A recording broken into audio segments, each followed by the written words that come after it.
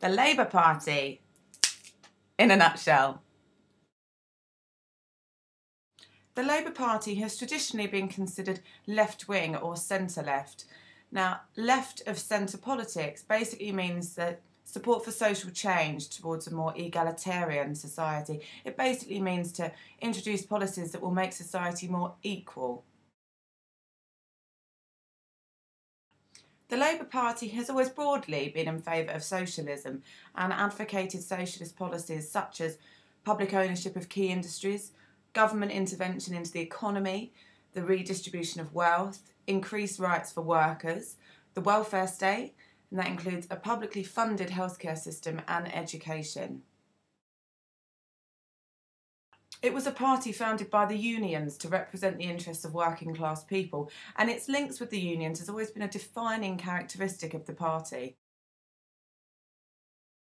In recent years, this link has become under increasing strain. Labour's regularly been criticised for not being truly socialist and instead supporting anti-socialist policies such as capitalism. And this has much to do with Labour's most recent time in government under Tony Blair. He heralded a new Labour, which wasn't just only a rebranding exercise, it also indicated a policy shift to the right. Tony Blair won 2 successive landslide victories for the Labour Party, the first in 1997, the second in 2001, and it was a perceived turning point in this second term when he supported George Bush in the Iraq War. And the Labour Party went on to win the next election in 2005, so 3 in a row, but this time was by a very small margin.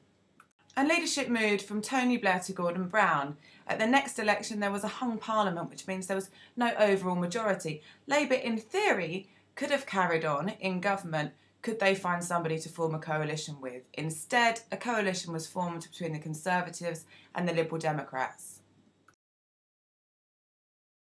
So after 13 years in power, firstly under Tony Blair, then under Gordon Brown, the Labour Party are now in opposition with Ed Miliband as its leader.